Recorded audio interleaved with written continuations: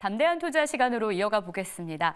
자, 오늘은 2023년 얼마 아닌 것 같은데 벌써 작년이란 단어를 계속 씁니다. 지난해 글로벌 ETF 시장을 좀 정리하는 시간을 갖도록 할 텐데요. 오늘 함께 하실 분 미래에셋 자산운용의 ETF 운용부문 김민 본부장 모셨습니다. 어서 오십시오. 네, 안녕하십니까? 네. 자, 말씀드린 대로 지난해 ETF 시장이 어땠는지 국내에서도 참 뜨거운 시장이었지만 글로벌 안에서 어땠는지부터 정리를 좀 해봐야 될 것 같아요. 네. 2023년 글로벌 ETF 시장을 한번 제가 조사를 해봤는데요.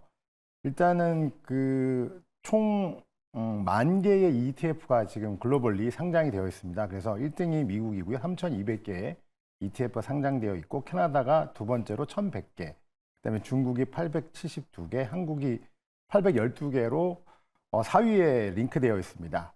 재밌는 것이 순자산 총액인데요. 아니나 다를까 미국이 9,000조로 제일 크게 상장이 되어 있고 영국이 900조, 일본이 650조 이렇게 순위가 있는데 한국은 아쉽게도 11위로 120조에 랭크되어 있습니다. 그에 비해서 대만만 하더라도 140조고요. 호주도 120조의 수탁고를 보이고 있습니다.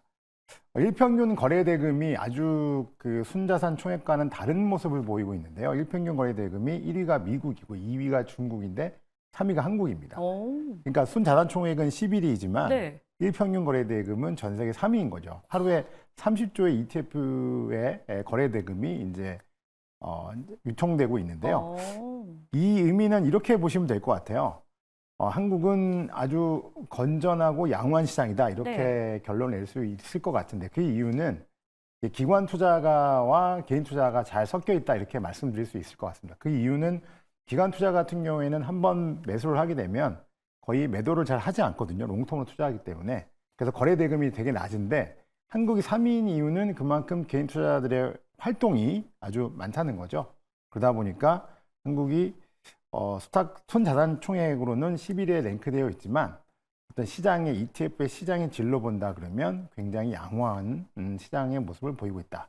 이렇게 말씀드릴 수 있을 것 같습니다. 일단 글로벌 ETF 시장 자체가 굉장히 역동적이었는데 그 안에서 한국 ETF의 활약도 대단합니다. 네. 50조 원 정도 증가하는 거래량을 보여줬고 그만큼 개인 투자자들의 관심도 ETF 안에서 높았다라는 걸 증명할 수가 있는데요.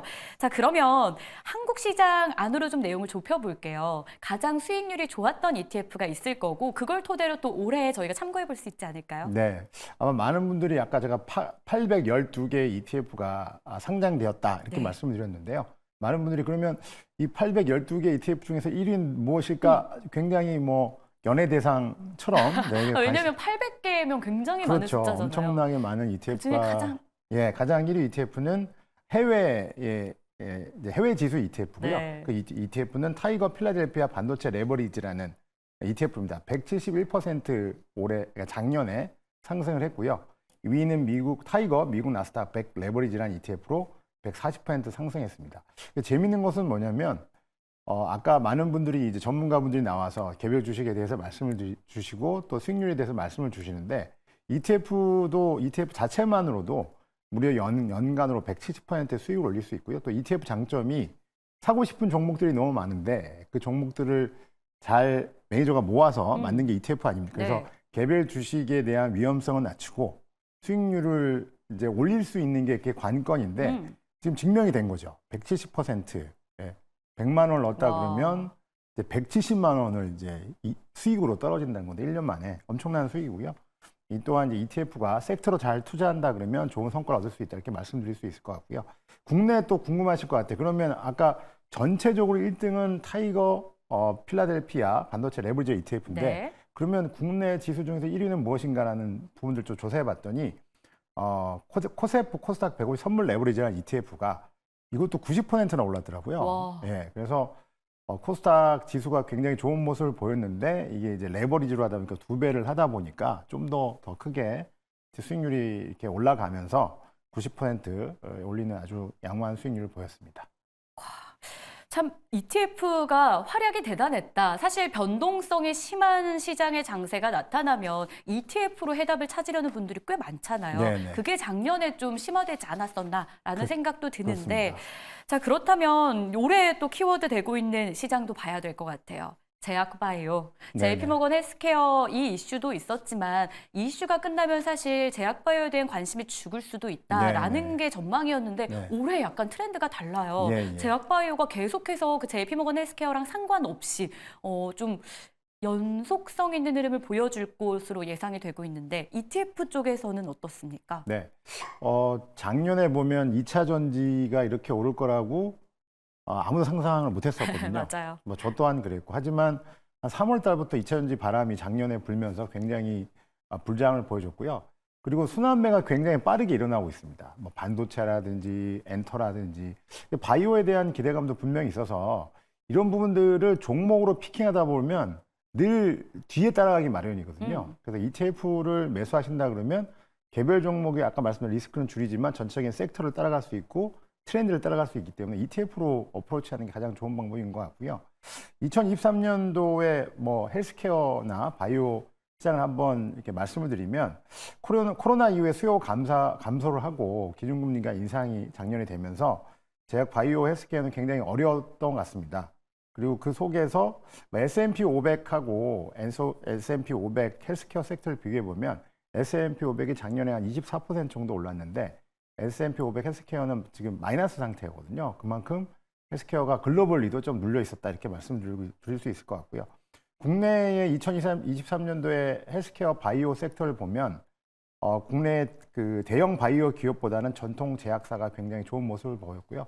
삼성 바이오로직스도 코로나 이후에 수요가 많이 감소되면서 주가가 좀 하락하는 모습을 보였고요. 그에 비해서 SK 바이오팜이 미국 엑스코페리에 처방 확대가 이루어졌고요. 종근당이 1.7조의 길 수출을 또 했다는 기사가 나왔고요. 또 유한양이 마리포사 임상에 성공하면서 대형 바이오 기업보다는 전통 제약사가 아주 견조한 흐름을 보였습니다. 올해의 2024의 키워드는 제가 보기에는 뭐 비만 치료제인 것 같고요.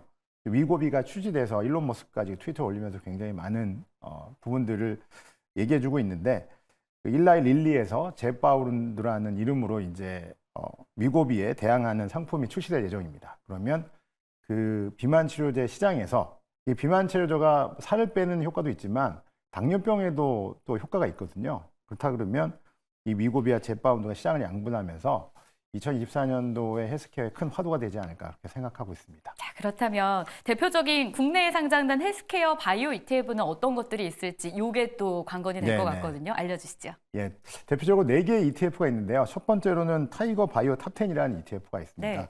이 ETF는 순자산 총액이 한 1,100억 정도 되고요. 셀트리온이 지금 30% 이상 가장 많이 들어있는 ETF입니다. 그리고 셀트리온 같은 경우 간단히 말씀드리면 미국 출시 신제품 3종을 지금 매출을 했고요. 본격적으로 지금 수익이 인식이 되고 있는데 이 미국에 출시된 신제품 3종이 유럽에서도 굉장히 인기가 많았었고요. 요 미국 신제품 3종에 대한 매출액을 9천억으로 이제 셀트리온 인지하고 있습니다. 그래서 그 부분들이 되게 양호하게 주목해야 될 부분인 것 같고요. 타이거 바이오 탑10 ETF가 SK 바이오펌이라든지 그다음에 삼성 바이오로직스, 셀트리온이 75% 들어가 있어서 대표적인 바이오 ETF거든요. 이 ETF를 가지고 투자해 보시면 좋을 것 같고요. 그다음에 바이오 헬스케어 액티브 ETF도 있는데 이거는 한 1,000억 정도 됩니다. 그리고 K바이오 액티브라는 ETF도 있는데 이것도 900억 정도 돼서 액티브 ETF로 투자를 해서 어떤 그런 운용력에 촉을 믿고 투자하는 것도 굉장히 좋은 방법인 것 같고요. 또 2016년에 상장된 케이브스타 헬스케어 ETF도 패시브긴 하지만 헬스케어 섹터를 잘 담고 있기 때문에 이런 ETF를 투자해 보신다 그러면 아까 말씀드린 대로 국내의 1위 ETF가 타이거 ETF였는데 그런 ETF를 통해서 해보시면 되게 좋을 것 같습니다. 네, 좋습니다. 이번 시간에는 작년 돌아보면서 올해를 주도할 바이오 ETF까지 알아봤습니다. 김민 본부장관은 여기서 인사 나눌게요. 고맙습니다. 네, 감사합니다.